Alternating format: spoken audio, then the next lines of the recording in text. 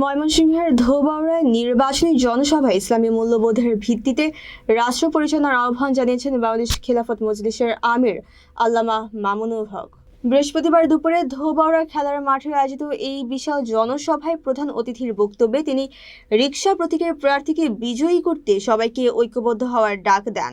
আল্লামা মামুনুল হক বলেন, দেশে ন্যায় বিচার, সুশাসন ও ইনসাফ ভিত্তিক সমাজ প্রতিষ্ঠা করতে হলে ইসলামী আদর্শের কোনো বিকল্প নেই। খেলাফত প্রতিষ্ঠার মাধ্যমেই কেবল জনগণের প্রকৃত অধিকার নিশ্চিত করা সম্ভব হবে। সভায় প্রধান আলোচক হিসেবে বক্তব্য রাখেন 11 দলীয় নির্বাচনী ঐক্য সমর্থিত সংসদ সদস্য পদপ্রার্থী আলহাজ মাওলানা তাজুল ইসলাম আকন্দ।